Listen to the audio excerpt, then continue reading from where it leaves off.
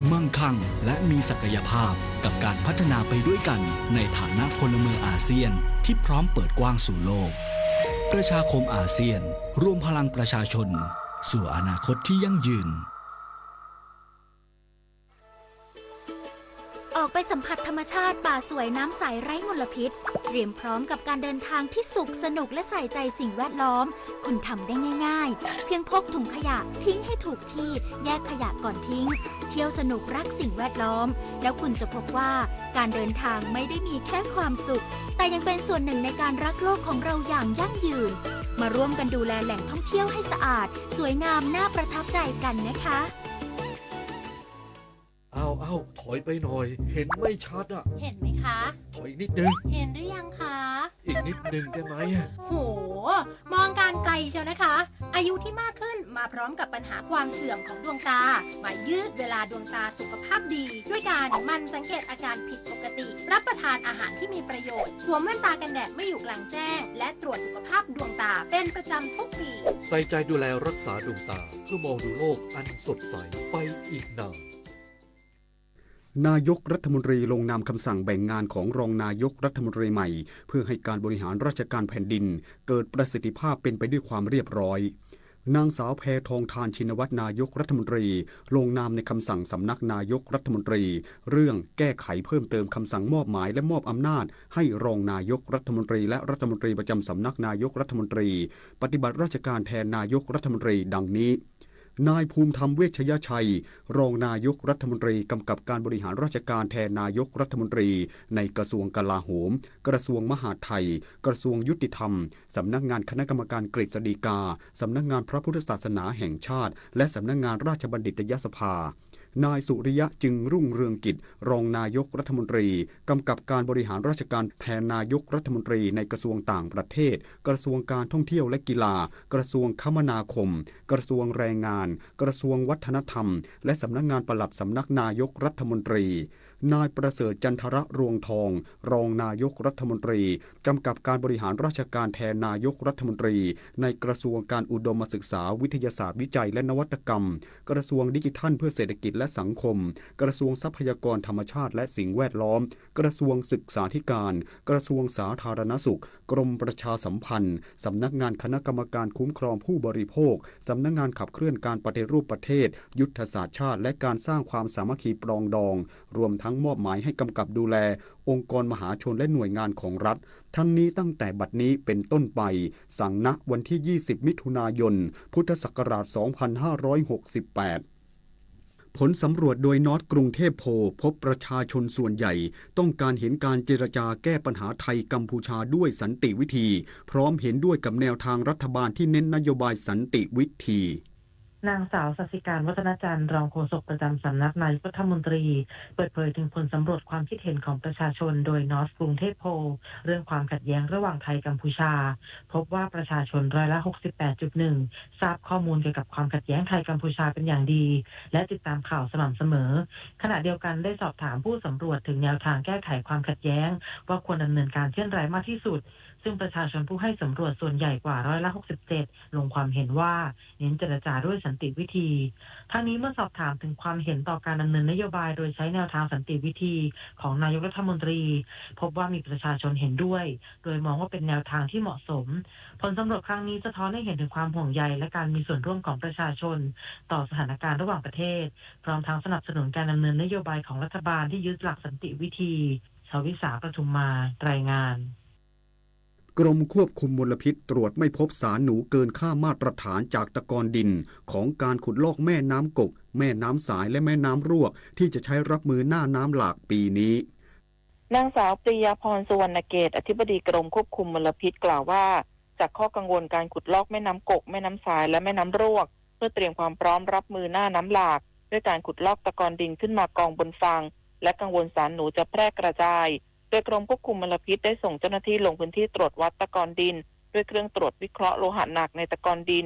XRF เพื่อจะช่วยคลายความกังวลในเบื้องต้นให้กับประชาชนซึ่งบริเวณตรวจตะกอนดินมี3พื้นที่ประกอบด้วยตะกอนดินจากการขุดลอกลำน้ำกกบริเวณหาดเชียงรายและจุดที่ทิ้งตะกอนดินจากการขุดลอกตะกอนดินจากการขุดลอกลำน้ำสายบริเวณหัวฝายอำเภอแม่สาย จุดดังกล่าวได้นำดินที่ได้จากการขุดลอกบรรจุถุงบิ๊กแบ็กเพื่อทำแนวป้องกันน้ำท่วมและสุดท้ายตะกอนดินจากการขุดลอกลำน้ำรวกบริเวณจุดผ่อนปรนการค้าบ้านปาง5ตำบลเกาะช้างอำเภอแม่สายสำหรับการตรวจวัดแต่ละพื้นที่ได้สุ่มตรวจวัดให้เหมาะสมกับขนาดพื้นที่นั้นๆจากการตรวจวัดทั้ง3พื้นที่ไม่พบค่าสารหนูเกินค่ามาตรฐานและคุณภาพดินทุกพื้นที่ไม่พบเกินค่ามาตรฐานโดยคุณภาพดินเพื่อที่อยู่อาศัยไม่เกิน6มิลลิกรัมต่อกิโลกรัมทั้งนี้จะยืนยันผลการตรวจวิเคราะห์ในห้องปฏิบัติการวิเคราะห์สิ่งแวดล้อมจะรายงานผลภายใน7วันติยาพันธ์ยางเทียนรายงาน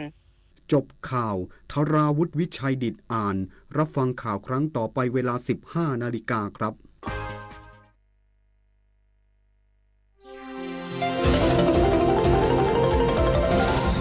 วิทยุแห่งประเทศไทยให้ความรู้กู้ความสุข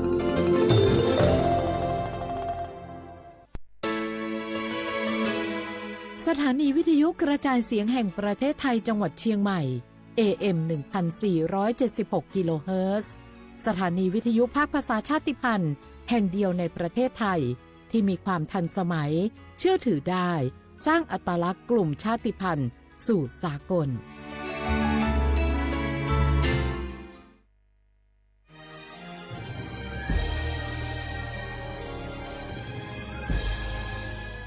เกิดเป็นคนไทยเติบโตบนผืนแผ่นดินไทยจงภูมิใจในความเป็นไทยชาติไทยเรานั้นนับเป็นชาติที่มีความเป็นมาเก่าแก่ยาวนานเรามีภาษาวัฒนธรรมและมีสิ่งต่างๆที่เป็นเอกลักษณ์ให้เราได้ภาคภูมิใจในความเป็นคนไทยเราควรเห็นคุณค่าและมีความรักชาติหวงแหนแผ่นดินอันเป็นมรดกของบรรพชน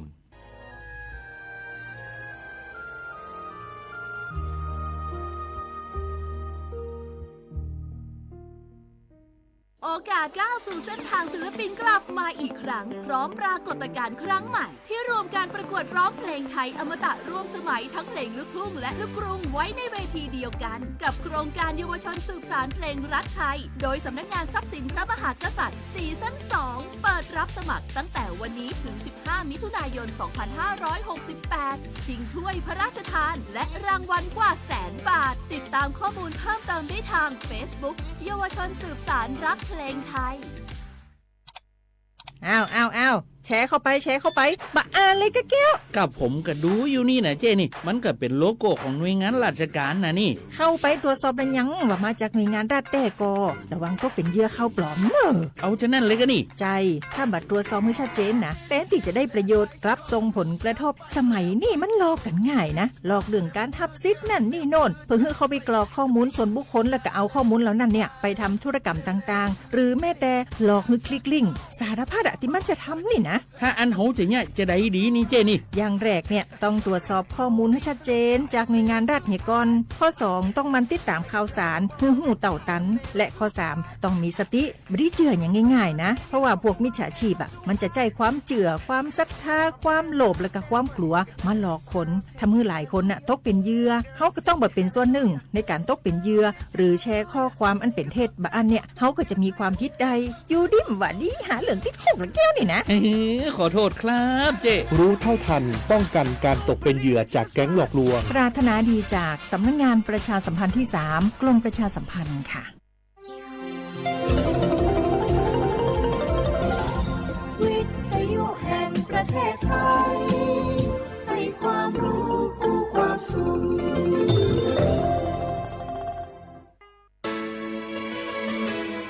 สถานีวิทยุกระจายเสียงแห่งประเทศไทยจังหวัดเชียงใหม่ AM 1476 กิโลเฮิรตซ์สถานีวิทยุภาคภาษาชาติพันธุ์แห่งเดียวในประเทศไทยที่มีความทันสมัยเชื่อถือได้สร้างอัตลักษณ์กลุ่มชาติพันธุ์สู่สากล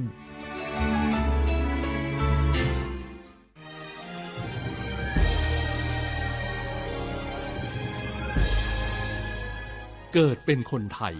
เติบโตบนผืนแผ่นดินไทยจงภูมิใจในความเป็นไทยชาติไทยเรานั้นนับเป็นชาติที่มีความเป็นมาเก่าแก่ยาวนานเรามีภาษาวัฒนธรรมและมีสิ่งต่างๆที่เป็นเอกลักษณ์ให้เราได้ภาคภูมิใจในความเป็นคนไทยเราควรเห็นคุณค่าและมีความรักชาติห หวงแหนแผ่นดินอันเป็นมรดกของบรรพชน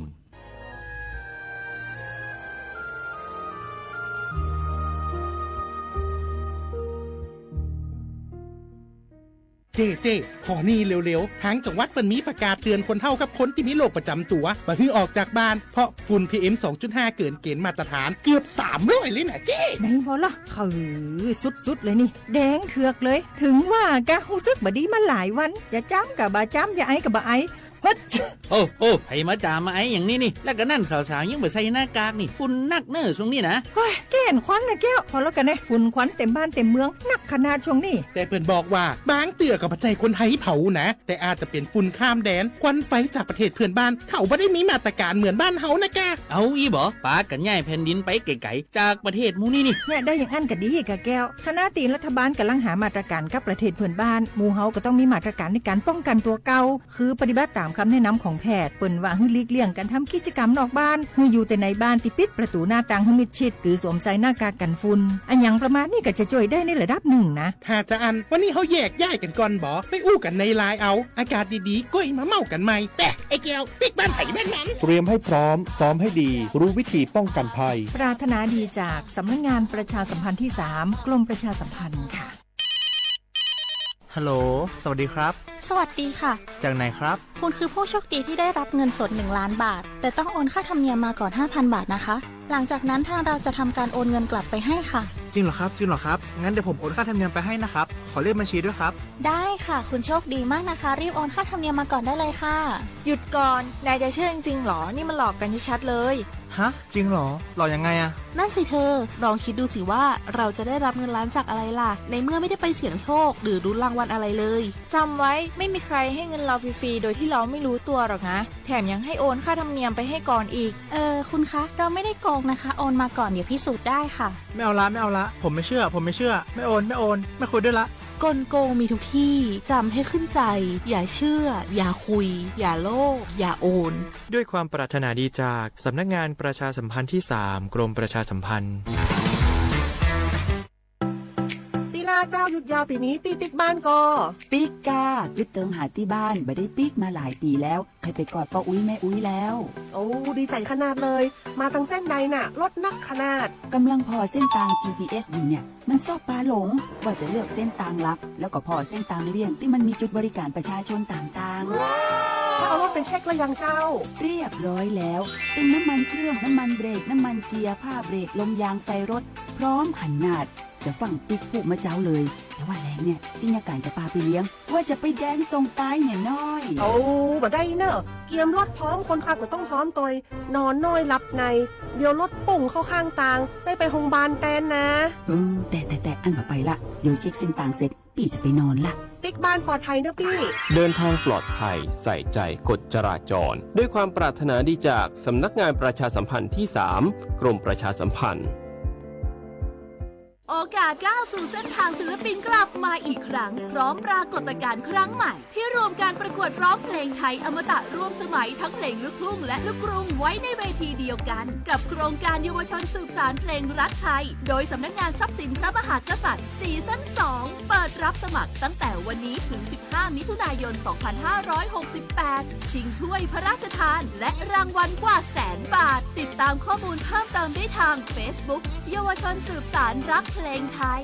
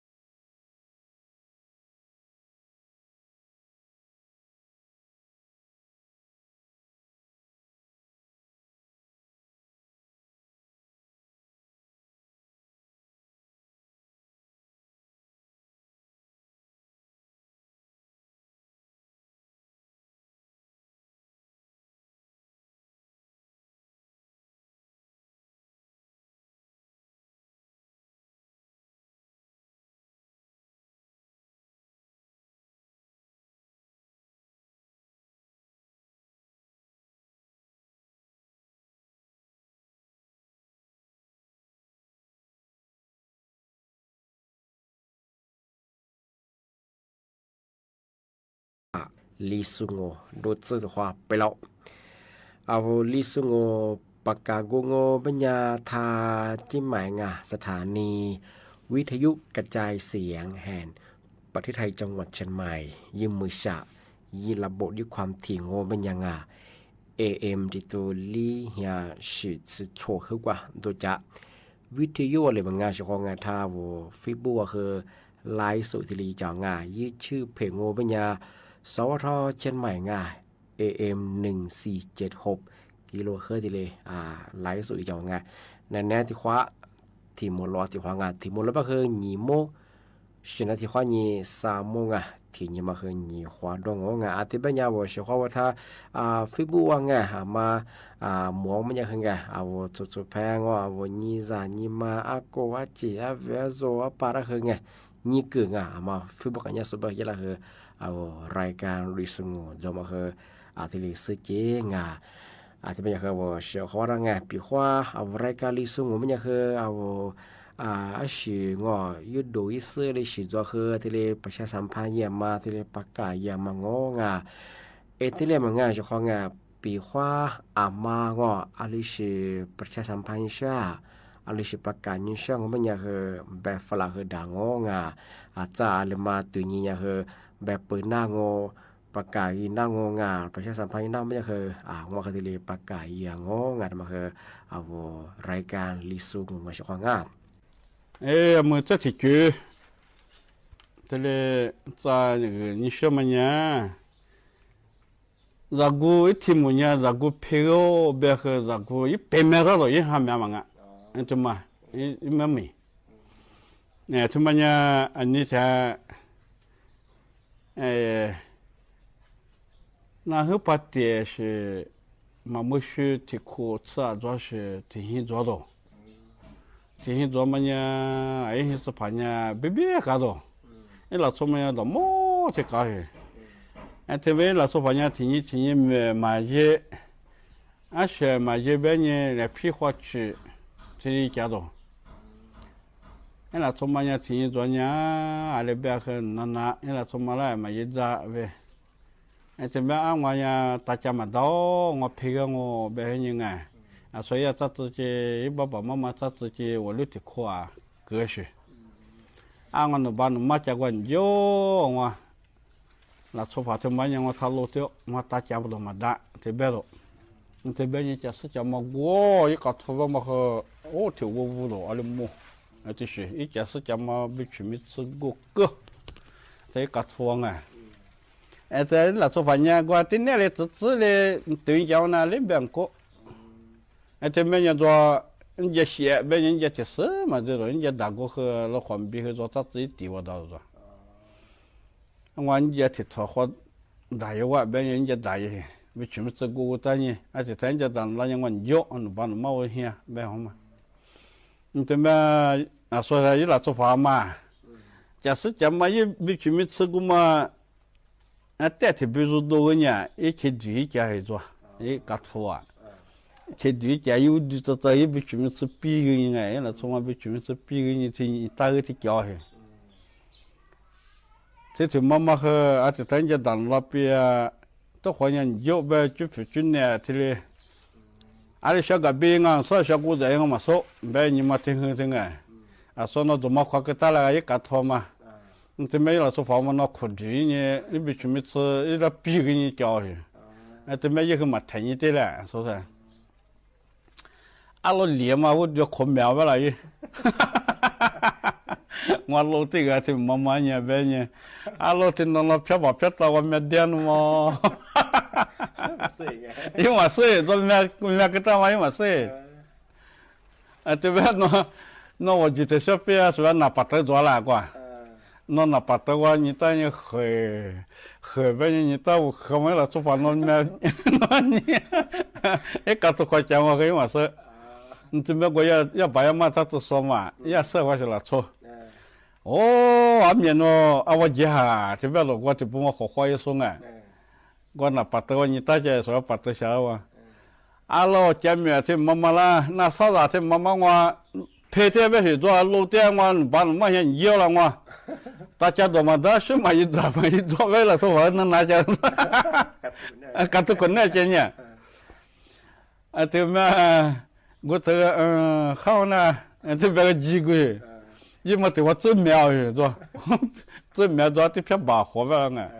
老真苗嘛，做个研究做呢，要不然么这个那没可能呢，那一来做法个自动做吧，没可能么做，听做理个人啊，么呢，法律嘛，这嘛律这呢，个去没变异，这一把么么些，老个个没个对不啦个。个面个等下你要不然啊面我是花啦是一啦不，那么也不怕我就配个条毛那种，啊是我我那面和嘛一只天也必须去家，我们呢我配个条做，明白了？啊这么也嘛些很简嘛做的，我和我家是一个，人家大有种，也嘛这边的啊。我明白嘛，这个做的嘛，这个脸嘛，是这怎么的？是这怎么的了啊？我就口袋里面的了嘛，这边就等于，这个做一妈妈怎么样？是这两个一块不好嘛？所以你个别人怎么样？还是这生活别人说那的脸啊，必须没责任啊，这干嘛里边你说呢？老理和理都别那个太急了，是吧？这妈这整个也做的白了，了是吧？我的白了家比啊，啥比这样？也明明是人家当那个这妈咪去扎家人啊，一那做法学的么来扎家人，天也霹雳去我那学嘛，一扎别人啊，这边很人妈咪扎最多的一家人啊。啊没有，因为嘛也还在事了，我讲，啊没有，那怎么着我看哪个呀？不懂，那就是讲嘛，还没顾虑到了，因为嘛这里边，你这边有嘛？啊，这是我哈别人啊，我是啊，就得了嘛啦，做嘛对你了。咱们去这告诉我没有那路，这告诉我没有路，而且咱那有的比上我说过，这都说我确实我说那个好呢，好嘛，现在等你了，做我这做去了，啊老个大伙个头发那个是个面掉了嘛，这个一么米啊，这两个。这么样子，我配合你，我买他妈呗。这么样，我还来说这么样呢，也批刀呗，你也批杀他妈呗。他杀他因为批刀了呗嘛。你这边么样，俺我一个刀了呗，你看我那他没有做了，没跑。我呀，你这一个缺了没人叫我刀呗，他那波女在一个头。这么样，让我配呗，让我买嘛哎。这么一个刀个呗，一个买来，这边嘛意思，那么明年这么年做成功啊。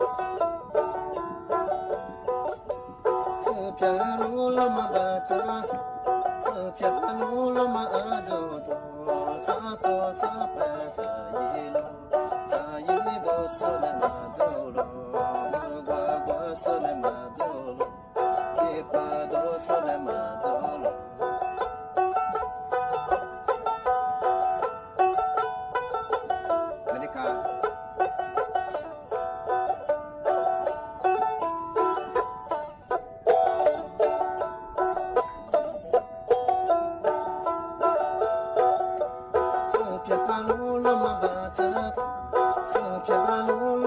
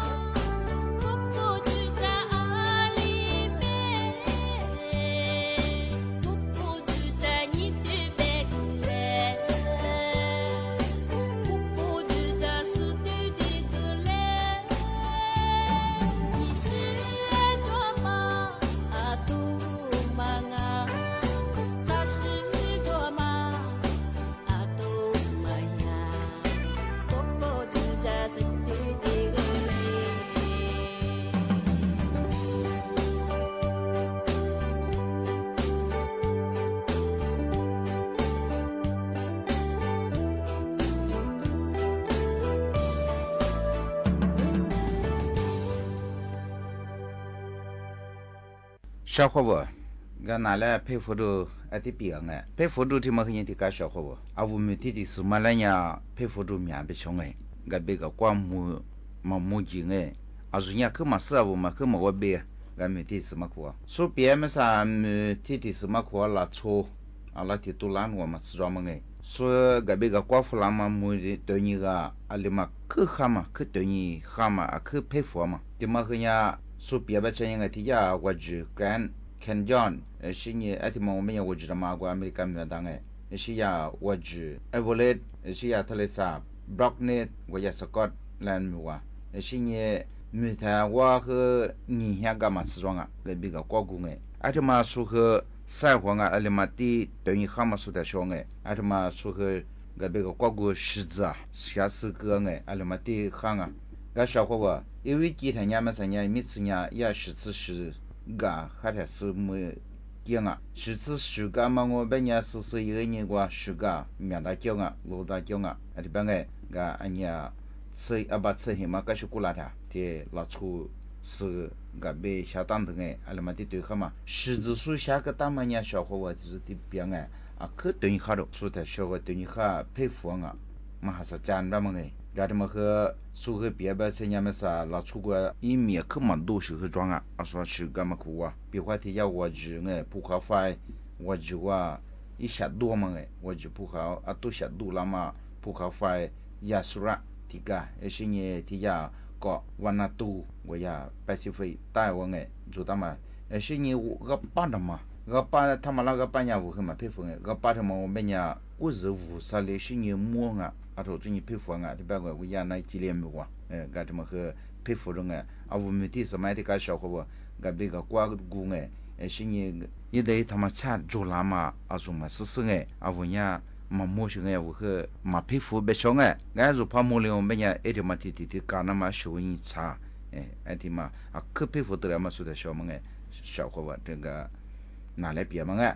小伙伴个的嘛的是我们讲我拿来佩服的个是个他们和哈啊是佩服别么和佩服个适度把有制度别和我小伙伴这么也的干俺们啥说洗衣服了嘛是看衣服了嘛呀最少怕住宿那วิจัยอะไรบ้าง呀算是ตลาดจานวิกมอริอะไรบ้างอาจจะมาสุชิญิฟลาเบชิญาอาวลาชุบะมันยามาเลนาที่มาจุกิมาชงเบญาโอเพียงเชกิสมีมีจ้ะอะไรบ้างอาเชเบญาโอเพียงกิสที่มาของเบญาที่ยาอีนัทยายแพคตินอะไรมาจอดยายแพคตินที่แบบมันยาชาวเขาว่าที่กาอันนี้แถวเบญา说是ลาชู呀罗伯利给帕空阿提买或者那次票俺别人俺就算用我们家阿提买来里专门我便宜去了boss40了包啊面子40主是的啊所以也拍顶的嘛呀 fiber 我路可吃我他他妈修干也得干那我过去光嘛来了然后这年嘛来了吃嘛来了干我拉出说别的这样拉出嘛我40我便宜去面咱们我们家嘛来嘛知道然后呀可我一个最拉么什么我们家可嘛中所以别个面别么呀小伙说个别钱40所以呀拍顶的嘛面嘛因那次面嘛看嘛我们家本几个嘛发事了的嘛我们家面因那次就那班的也是到不里边我边听听我们家抓个听听呀的年所以边的小把比我们家小伙嘛和马来人嘛住过什么中马来巴格人呀巴格兰的呀下来是呀巴格兰的下嘛到我们家下呀嘛收边呀么在个边呀下嘛到我家身体这装还听我们家不马来的嘛呀你嘛学你嘛学我们家40米面子我便宜吃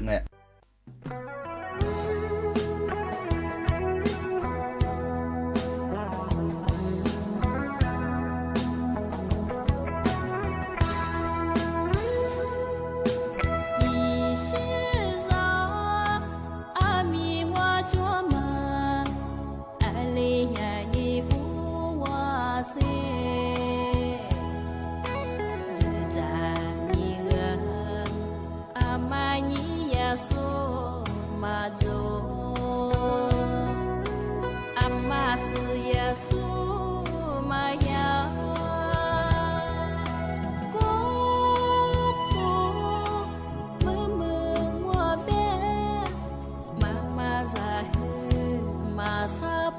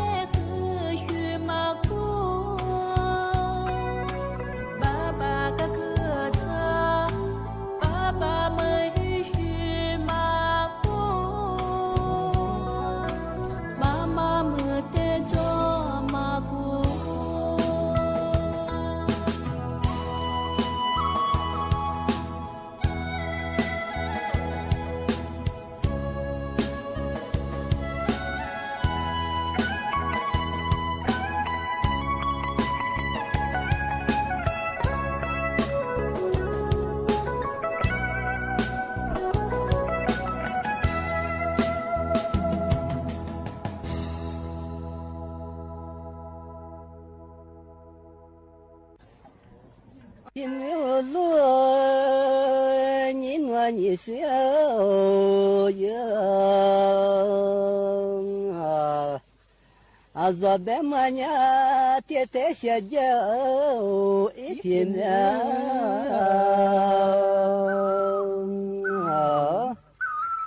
还没来。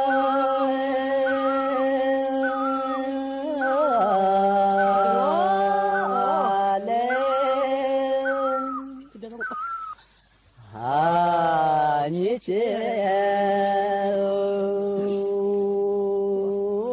天面我老了，也是自你想天嘛那，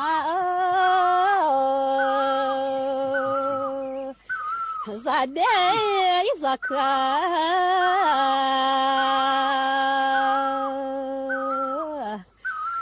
做的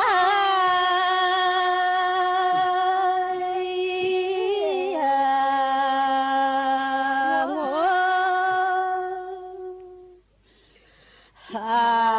咋的咋对的我。一天是也阿弥你小子啊，就这个天天是子一就这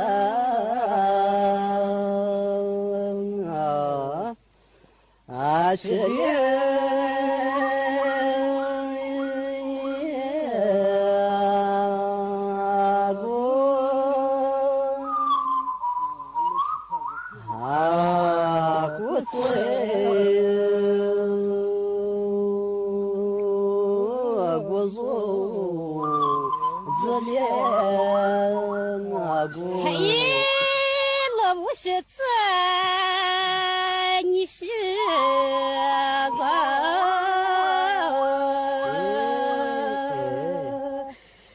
你是的，你是咋一副表？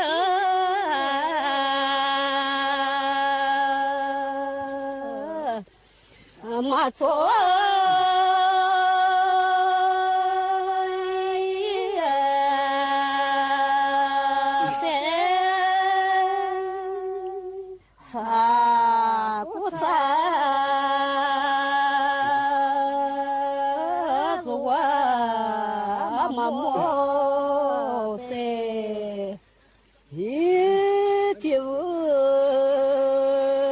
别马大几件一小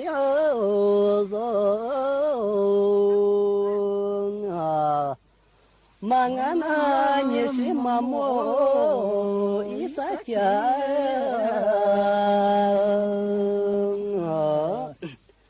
啊，大莫。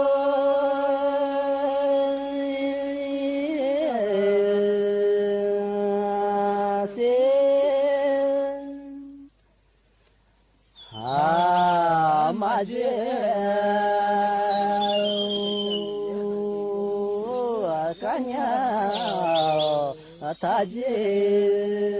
是他不马子，你努你是啥？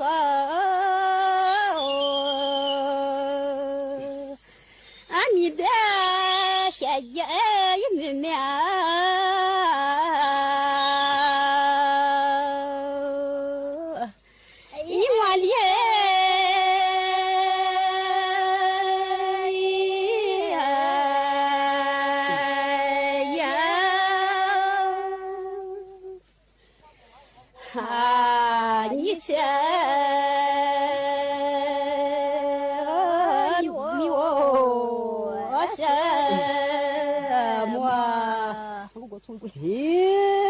这河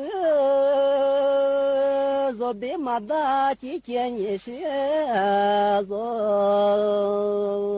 啊，这次我提的一提早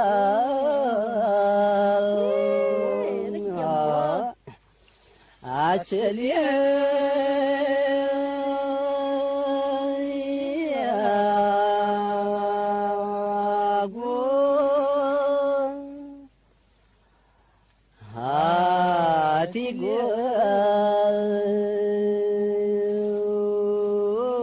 的肉子的阿姑。嘿，那我是这的一是走，日子爸爸一个子。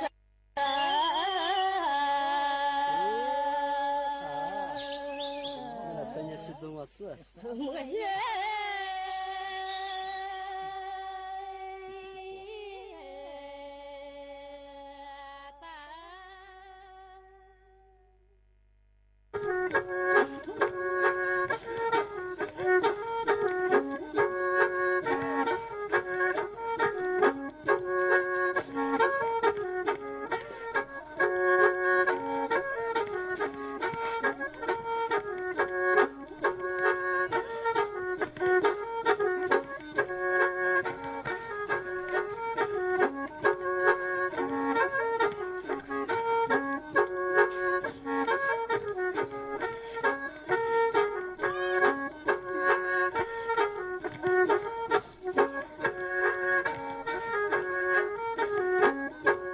และชุมชนเมืองแห่งชาติ คนไทยรักสุขภาพฟังทางนี้ขอเชิญร่วมออกกำลังกายสร้างสังคมสุขภาพดีกับโครงการแสงดวงใจไทยทั้งชาติเดินวิ่งปั่นป้องกันอัมพาตครั้งที่ 11 เฉลิมพระเกียรติด้วยแนวคิดใหม่ออกกำลังกายเป็นนิสัยห่างไกลสโตรก No Stop No Stroke สมัครได้แล้ววันนี้ที่ wrb11.thai.run ถึง 31 สิงหาคม